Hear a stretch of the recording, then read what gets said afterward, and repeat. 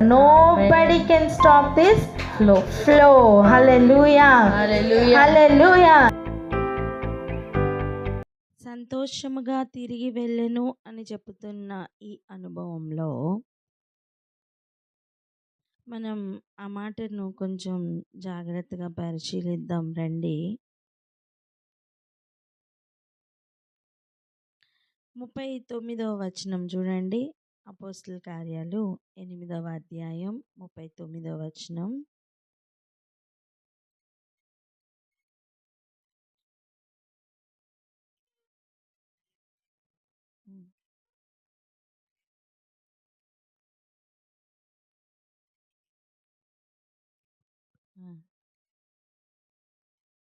హల్లెలూయా. దయచేసి అందరం చదవడానికి ఒక్కసారి ప్రయత్నం చేద్దాం. వారు నీళ్ళలో నుండి బయటికి వచ్చినప్పుడు ప్రభువు ఆత్మ ఫిలిప్పును కొనిపోయిన నపుంసకుడు సంతోషించుచు తన త్రోవను వెళ్ళెను. అతడు ఫిలిప్పును మరి ఎన్నడూ చూడలేదు. హల్లెలూయా. ఈరోజు చూడండి, మొట్టమొదటిగా నపుంసకుడు 31వ వచనంలో అడిగిన మాట ఏంటి? ఎవడైనను నాకు త్రోవ చూపకుంటే ఎలాగు గ్రహింపగలను? వింటున్నారా? ఎవరైనాను నాకు త్రోవ చూపించకపోతే నేను ఎలా గ్రహిస్తాను అని అడిగాడు. ఇప్పుడు 39వ వచనంలో నపుంసకుడు సంతోషించుచు తన త్రోవను వెళ్ళెను. హల్లెలూయా. 31లో తెలియని త్రోవ 39లో తెలిసింది. సంతోషంగా వెళ్ళాడట. మనకు అనిపించవచ్చు ఇది ఫిజికల్గా కనిపిస్తున్న యెరూషలేము గాజాకు పోతున్న మార్గమే కదా అని. దాన్ని మించింది అనిపించట్లేదా?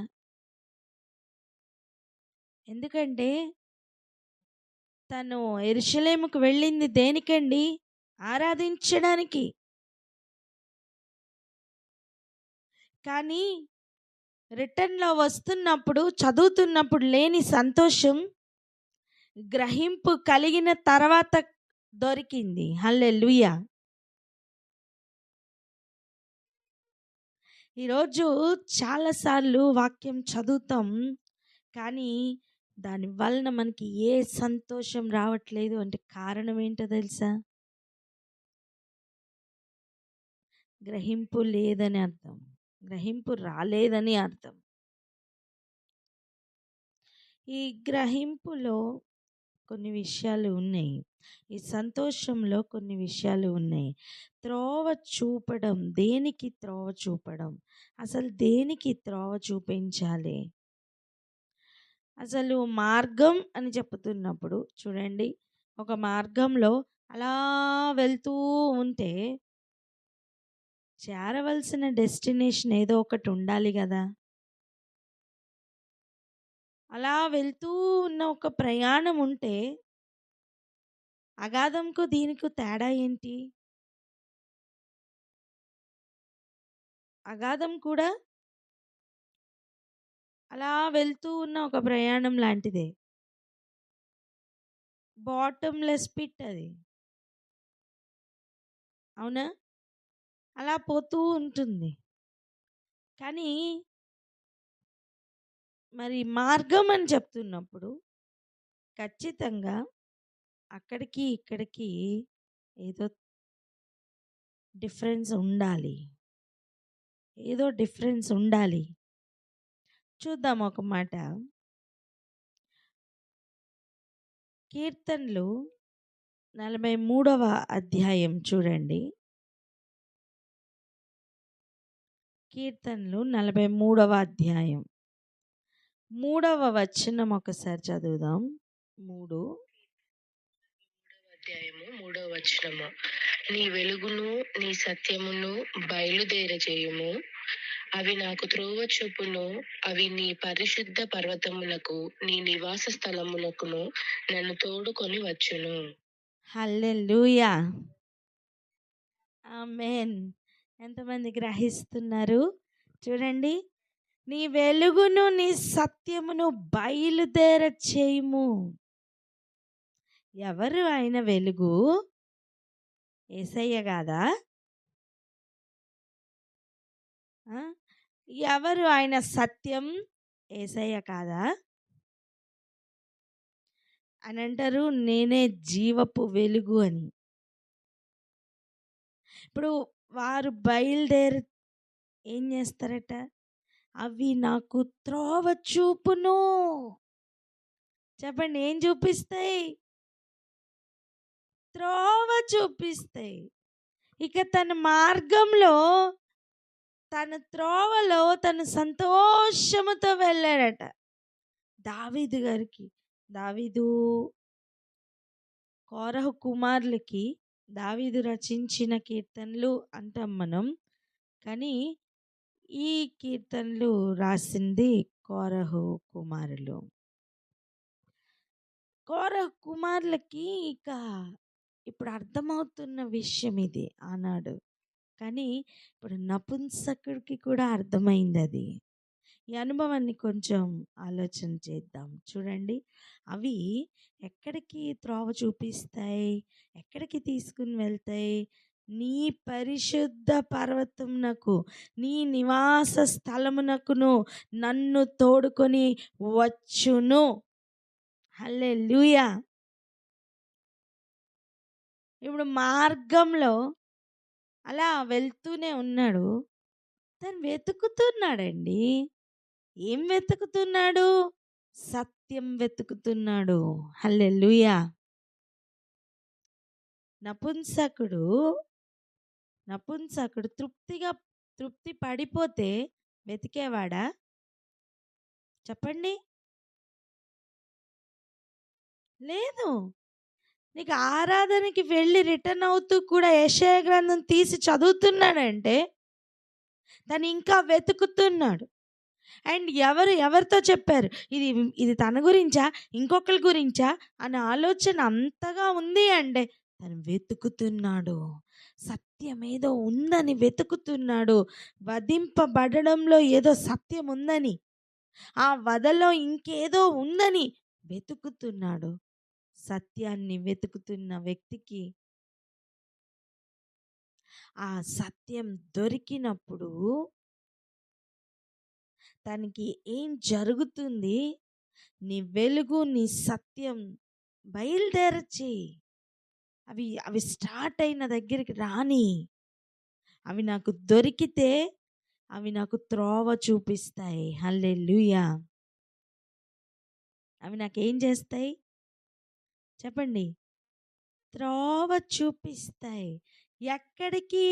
నీ పరిశుద్ధ స్థలమునకు, నీ పరిశుద్ధ పర్వతమునకు, నీ నివాస స్థలమునకు నాకు త్రోవ చూపిస్తాయి. అంటే యెరూషలేముకు వెళ్ళి రిటర్న్ అవుతున్న వ్యక్తికి పరిశుద్ధ పర్వతం కానీ, ఆయన నివాస స్థలం కానీ దొరకలేదు. ఎంతమంది గ్రహిస్తున్నారు? ఇప్పుడు రిటర్న్లో సంతోషంతో ఆయన వెళ్ళాడు. ఆ మాట కూడా చూడాలి మనం. చూడండి, 4వ వచనం చూడండి. అప్పుడు నేను దేవుని బలిపీఠము నొద్దకు, నాకు ఆనంద సంతోషములు కలుగచేయు దేవుని వద్దకు చేరుదును.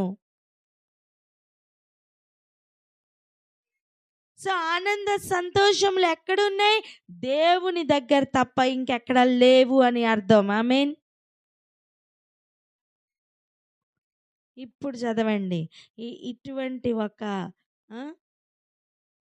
ఆలోచనతో ఇప్పుడు చదవండి అపోస్తల కార్యాలు. ఈ వాక్యాన్ని ఆధారం చేసుకుంటూ అపోస్తల కార్యాలు 8వ అధ్యాయం 39వ వచనంలో ఆ మాట ఇప్పుడు చూడండి. నపుంసకుడు సంతోషించుచు తన త్రోవను వెళ్ళెను. అర్థం, ఆనంద సంతోషములు కలుగు చేయు దేవుని యొద్దకు సత్యము తనకు దొరికినందున ఆ త్రోవలో తనిక సంతోషముగా వెళ్ళెను. హల్లెలూయా.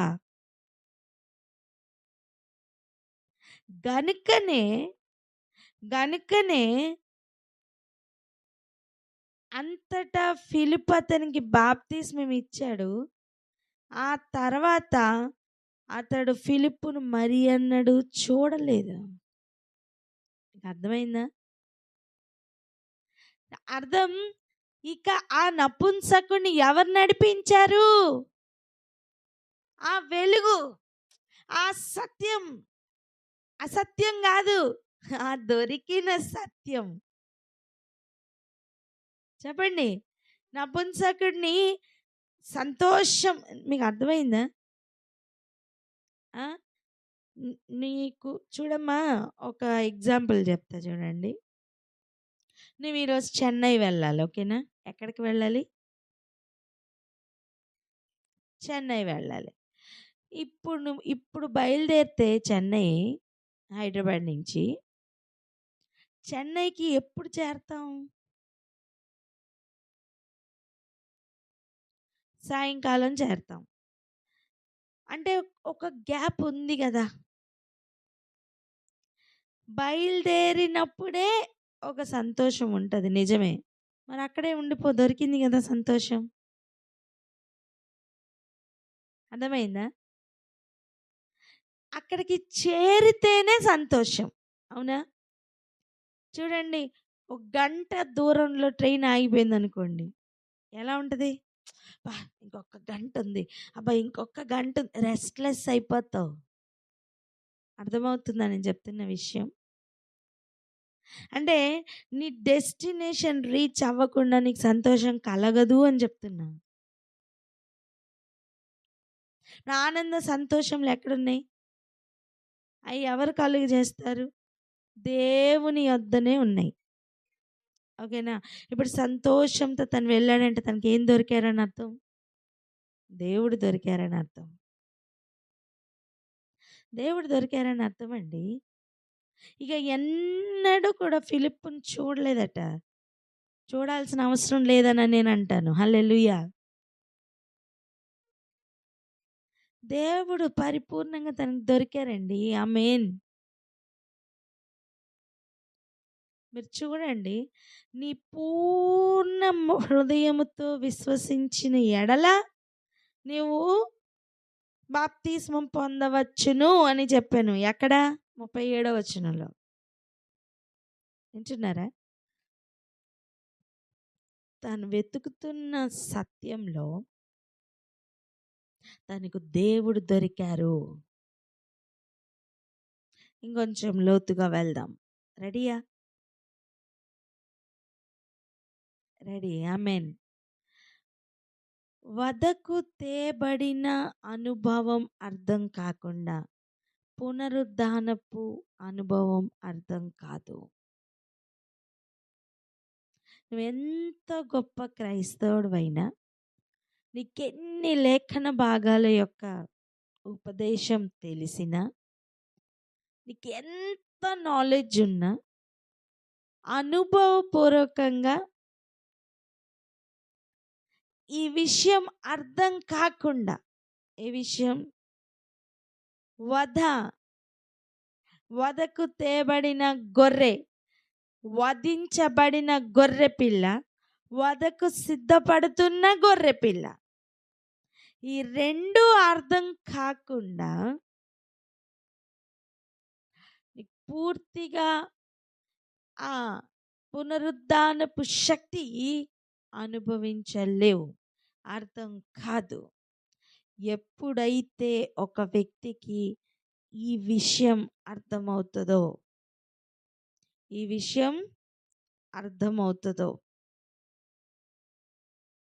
ఆ దీనత్వం ఎప్పుడైతే అర్థమవుతుందో, ఆ విధేయత ఎప్పుడైతే అర్థమవుతుందో, నేను అంటాను, ఆ మాస్టర్ ప్లాన్ ఎప్పుడైతే అర్థమవుతుందో, హల్లెలూయా,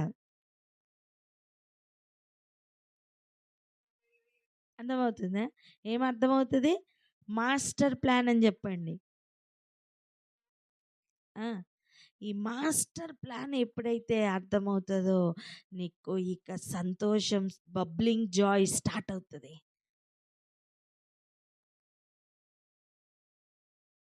నీ దుఃఖం సంతోషంగా మారిపోతుంది. నీ చుట్టూ ఉన్న పరిస్థితులు ఇక నిన్ను కదిలించలేవు. నీ డెస్టినేషన్, నీ దేవుడు నీకు దొరుకుతారు. నీ సత్యం ఏంటో నీకు దొరుకుతుందమ్మా.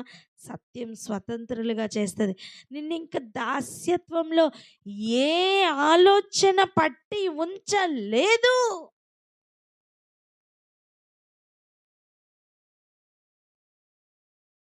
నిన్ను పట్టి ఉంచాలన్న ప్రయత్నంలో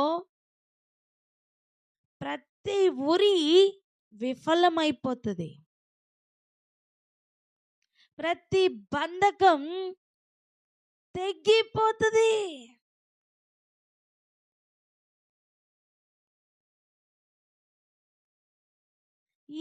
ఈ సత్యం దొరకాలి అంటే వెతుకుతున్న అనుభవం కావాలా? మీరు ఒకటి గమనించండి, ఆరాధించడానికే వెళ్ళినప్పటికీ కూడా ఆచారంలో తృప్తి కలగలేదు నపుంసకునికి. ఈ మాట ఇలా పలకగలరా? ఆచారంలో తృప్తి కలగలేదు అని.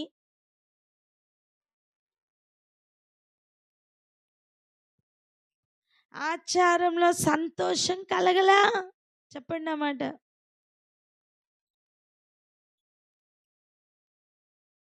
మరి ఎందులో దొరికింది అంటే, సత్యం దొరికిన తర్వాత, వాక్యం గ్రహింపు కలిగిన తర్వాత తనకి దొరికింది. అంతేనా?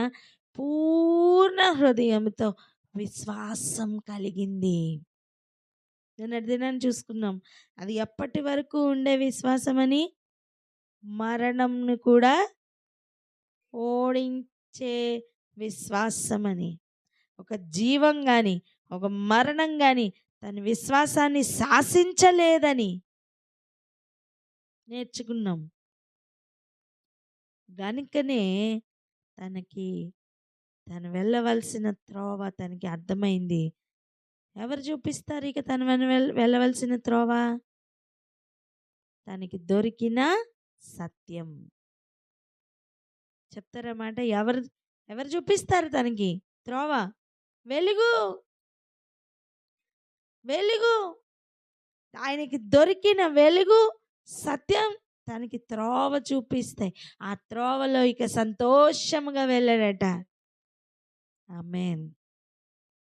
ఈరోజు మనం ఎన్ని లేఖన భాగాలు చదువుతున్నా దానిలో సత్యం దొరకకపోతే నీకు సంతోషం ఉండదు. ఈరోజు సామెతల భాగంలో చూడండి, ఎన్ని విషయాలు మనతో దేవుడు మాట్లాడారు. చురుకుగా ఉండమని ఎంత చక్కగా చెప్పారు. సోమరిగా ఉండొద్దని ఎంత బాగా మాట్లాడారు. ఏది మాట్లాడాలి, ఏది మాట్లాడద్దు, ఏది జ్ఞానం, ఏది మూర్ఖత్వం, ఎంత క్లియర్గా మాట్లాడారు. ఆ సత్యం మనకి ఎక్స్ప్లోర్ అయిందనుకోండి, అంతే. ఇక త్రోవలో మనం ఎలా వెళ్తాం? సంతోషంగా వెళ్తాం. అదే త్రోవలో ఎలా వచ్చుంటాం? గొడవలు పడుతూ, మూర్ఖంగా మాట్లాడుతూ, నిద్రపోతూ, లేకపోతే సోమరితనంగా ఉంటూ, లేజినెస్ కదా. కానీ ఎప్పుడైతే ఆ సత్యం మన లోపలికి వెళ్తుందో, సత్యమును బట్టి స్వతంత్రతను బట్టి కలుగుతున్న సంతోషం ఇక మరలా వెళ్తున్న త్రోవలో ఎలా ఉంటుంది? డిఫరెన్స్ ఉంటుందండి. ఒకప్పుడు నువ్వు వేరేగా ఫేస్ చేసావు ఆ సిచ్యువేషన్ని, ఇప్పుడు నువ్వు వేరేగా చేస్తావు. ఆమేన్. అప్పుడు నీకు సంతోషం లేదు, ఇప్పుడు ఉంటుంది. అప్పుడు దేవుడు లేడు, ఇప్పుడు ఉంటారు. ఇంత డిఫరెన్స్తో ఇక త్రోవలో వెళ్ళుట సాధ్యం. ఇంత డిఫరెన్స్తో త్రోవలో వెళ్ళుట సాధ్యం. హల్లెలూయా. హల్లెలూయా. ఇప్పుడు చెప్పండి, నపుంసకుడు సంతోషంగా వెళ్ళడానికి కారణం ఏంటి? తనకి దేవుడు దొరికారని చెప్పండి. నేను అంటాను, ఫిలిప్పుని నడిపించిన అదే ఆత్మ నపుంసకునికి కూడా నడిపించారు అని.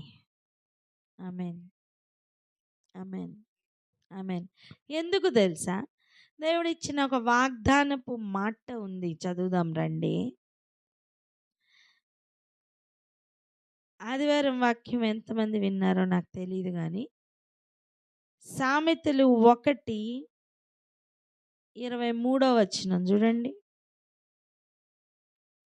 సామెతలు 1:23, నా గద్దింపు విని తిరుగుడి, ఆలకించుడి, నా ఆత్మను మీ మీద కుమ్మరించుదును, నా ఉపదేశమును మీకు తెలిపెదను.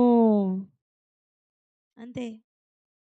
ఆయన మాట, ఆయన గద్దింపు విని ఆయన తట్టు తిరిగితే ఆయన ఆత్మను కుమ్మరిస్తారు, ఆయన ఉపదేశమును తెలియచేస్తారు. రెండు జరుగుతాయి. ఆయన తట్టు తిరిగితే, చెప్పండి, ఆయన తట్టు తిరిగితే ఆత్మను కుమ్మరిస్తారు, ఉపదేశమునిస్తారు. ఆమెన్, ఆమెన్, ఆమెన్. ఇప్పుడు నపుంసకుడు ఏం చేశాడండి? ఆయన తట్టు తిరిగాడు. ఇప్పుడు దానికి ఏం దొరుకుతుంది? ఆయన ఇస్తానన్న ఆత్మ కొలత లేకుండా దొరుకుతుంది, దొరుకుతారు. ఆయనకు కావలసిన ఉపదేశం ఇక దొరుకుతారు, ఇస్తారు, ఆయన తెలియచేస్తారు. ఇప్పుడు మరి త్రోవలో ఆనందంతో సంతోషంతో కాకపోతే ఇంకెలా వెళ్తారు? ఇప్పుడు ఆలోచించుకుందాం. ఇప్పుడు మన దగ్గరకు వద్దాం. నపుంసకుని ప్రయాణం పూర్తిగా అర్థమైందా? ఆమెన్, ఆమెన్. ఇప్పుడు చెప్పండి, ఇప్పుడు చెప్పండి, ఇప్పుడు చెప్పండి, మనకి ఎందుకు సంతోషం లేదు? దేవుడు దొరకలేదు గనుక. మనకెందుకు ఎప్పుడు ఏం చేయాలో అర్థం కావట్లేదు? ఉపదేశం లేదు గనుక. ఎందుకు ఎప్పుడు చూసిన వికారమైన ముఖాలు? దేవుడు దొరకలేదు, సత్యం దొరకలేదు గనుక. ఎటు వెళ్ళాలో ఏం అర్థం కాని అన్ని మార్గాలు మూసుకుపోయినట్లుగా అనిపిస్తున్న అనుభవాలు. ఎందుకు? పరిశుద్ధ పర్వతం దొరకలేదు గనుక. ఆసక్తి అధికం అవ్వాలి, ఆశ అధికం అవ్వాలి. ఆరాధనకే వెళ్ళి వస్తున్నప్పుడు మనం ఎలా ఉంటాం? బైబిల్ మూసేసి పక్కన పెట్టేసి మళ్ళీ ఆరాధనకి వెళ్ళిందాక ఆ బైబిల్ ఓపెన్ చెయ్యం, టైం లేదు మనకి. నపుంసకుడు ఒక మంత్రి అండి. తనేం ఒక చిన్న పోస్ట్లో లేడు. మనం ఎవరైనా మినిస్టర్స్ ఉన్నాం ఇక్కడ? చెప్పండి. ఇప్పుడు లేదు. అంత బిజీ ఎవరు లేరు అంటున్నాను నేను. ఒక దేశానికి మినిస్టర్ కంటే బిజీయా మనం? చెప్పండి. కాదు కదా. ఒక మినిస్టర్ అయ్యుండి ఆరాధనకే వెళ్ళాను కదా, నేను అయిపోయింది అనుకోకుండా రిటర్న్లో కూడా సత్యం వెతుకుతుంటే ఆ ఆశను బట్టి దేవుడు సత్యమును తనకి దొరికేలా చేశారు. హల్లెలూయా. ఈరోజు అటువంటి ఆశ నీకుందా?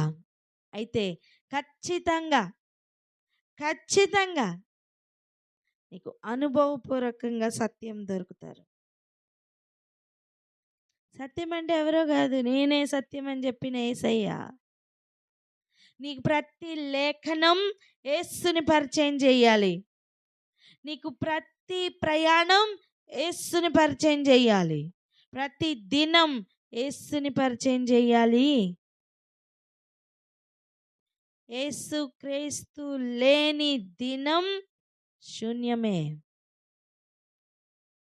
ఒకటి ఆలోచించండి, నేనే జీవం అని చెప్పారే, యేసు లేకపోతే ఏం లేదని అర్థం? జీవం లేదని అర్థం.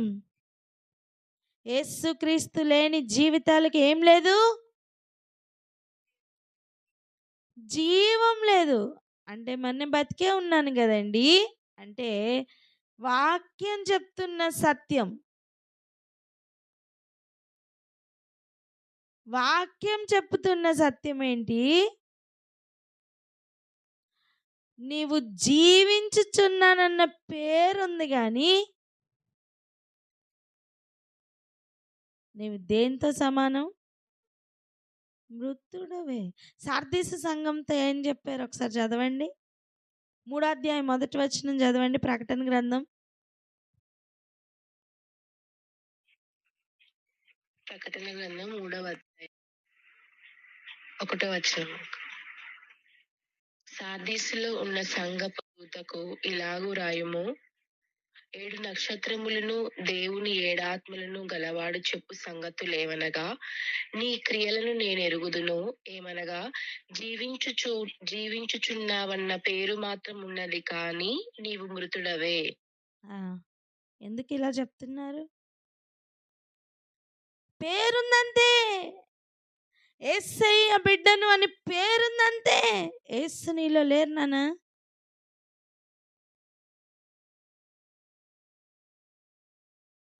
దేవుని దగ్గర ఉన్నాను అనుకుంటున్నావు అంతే. పరిశుద్ధ పర్వతం దగ్గర నువ్వు నివసించట్లేదు. ఆయన నివాస స్థలం దగ్గర లేమని అర్థం. ఎందుకు ఈ మాట చెప్తున్నాను? నీ క్రియలు నాకు తెలుసు అంటున్నారు. చెప్పండి ఏంటి? ఏం తెలుసట? నీ క్రియలు నాకు తెలుసు. నువ్వేం చేస్తున్నావు నాకు తెలుసు. నువ్వేం చేసావో నాకు తెలుసు. నువ్వేం చేయాలనుకున్నావో నాకు తెలుసు. సమస్తం నాకు తెలుసు. నేను ఎరుగుదును అంటున్నారండి.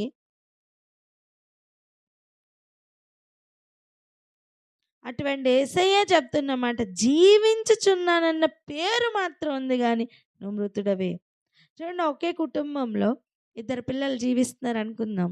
ఒక బిడ్డ తల్లిదండ్రులతో కనెక్షన్లో ఉండి, ఒక బిడ్డ అసలు కనెక్షనే లేకుండా. అర్థమవుతుందా? తల్లిదండ్రులు రైట్కి వెళ్తుంటే బిడ్డ లెఫ్ట్కి వెళ్తూ, కుటుంబం అంతా ఒక మార్గంలో వెళ్తే ఈ బిడ్డ మాత్రం ఇంకొక మార్గంలో వెళ్తూ ఉన్నాడు అనుకోండి. తల్లిదండ్రులు మా బిడ్డ అని చెప్పగలుగుతారా? సంతోషంగా. పేరుకు మాత్రం బిడ్డ అండి, ఏం ప్రయోజనం అంటారా లేదా? యేసయ్య కూడా అదే అంటున్నారు. జీవించుచున్నానన్న పేరు మాత్రం ఉందంతే, కానీ జీవం కలిగిన నేను నీలో లేను. అందుకే నువ్వేంటి? మృతుడు. నేనే జీవం అని చెప్పిన యేసయ్య లేకుండా ప్రతి లేఖనం, ప్రతి సిచ్యువేషన్, ప్రతి దినం, ప్రతి క్షణం నీకు యేసును అనుసరించి నడవకుండా నీలో జీవం లేదు అని అర్థం. జీవం దొరకలేదని అర్థం. వింటున్నారా? జీవం ఉన్నవాడు చనిపోతున్నట్టుగా అనిపిస్తుంది కానీ పునరుద్ధానపు శక్తితో లేస్తాడు. ఆమేన్, ఆమేన్. ఇదిగో ఈరోజు మన జీవితాల్లో మనకి ఏమేమి లేదో మనకు అర్థమవుతుంది కదా. మనం ఎక్కడ ల్యాక్ అవుతున్నామో అర్థమవుతుంది కదా. ఎందుకు సంతోషం పుట్టట్లేదు? ఎన్ని వాక్యాలు వింటున్నావు, నీకు సంతోషం రావట్లేదు. నీకు సత్యమే దొరకలేదని అర్థం. పేరుకు మాత్రం ఉన్నావంతే. ఆ పరిస్థితుల్లో మార్పు కలుగునుగాక. అలా మార్పు రావాలి అంటే నీలో ఆశ పెరగాలి నాన్న, పెరగాలి. ఆరాధనకి వెళ్ళి రిటర్న్ అవుతుంటే కూడా ఆశపడుతున్న ఆ హృదయాన్ని చూడండి, ఆ జీవితాన్ని చూడండి. అవకాశం లేకపోయినా సరే దేవుడే ఫిలిప్పుని తీసుకుని వెళ్ళి మళ్ళీ తీసుకుని వెళ్ళారు.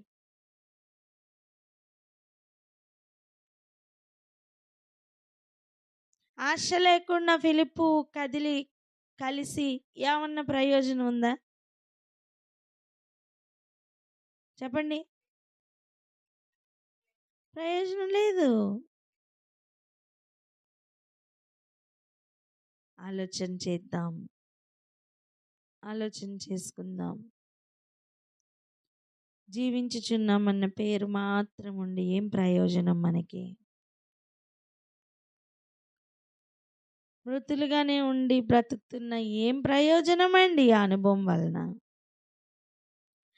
ఒక మాట చెప్పనా, తప్పించుకోలేము అని అర్థమైనప్పుడు ఎదుర్కోవడం మంచిది.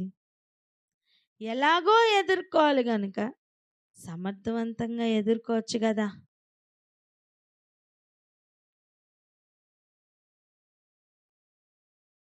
ఇంకేం చెయ్యలేమని అర్థమైంది కదా. ఆయనలో సమస్తము చేయగలము అని కూడా తెలుసు కదా. ఇంకేం చెయ్యలేమని ఒప్పుకొని ఆయనలో సమస్తమును చేయడానికి పూనుకోవచ్చు కదా. హల్లెలూయా. ప్రయాణం కష్టంగా అనిపిస్తుందా? లేదు. ఆనంద సంతోషములు కలిగి చేయు దేవుని యొద్దకు చేర్చే ప్రయాణం ఇది. ఆమేన్. ఓపికతో, సహనంతో కదులుదామా? దీర్ఘశాంతంతో కదులుదామా? ప్రేమతో కదులుదామా? ఆమేన్. ఎవరో చూస్తున్నారని కాదు, ఆయన ఆజ్ఞలను అనుసరించుటే ప్రేమ. ఆమేన్. ప్రేమతో కదులుదాం, ప్రార్థన చేసుకుందాం. ప్రతి ఒక్కరు ప్రార్థన చేద్దామండి. నిద్రపోవద్దు. చురుకుదనం గురించి ప్రభు ప్రతిరోజు మాట్లాడుతున్నారు మనతోటి. నిద్రపోవద్దు. దయచేసి ప్రార్థన చేసుకుందాం అక్క.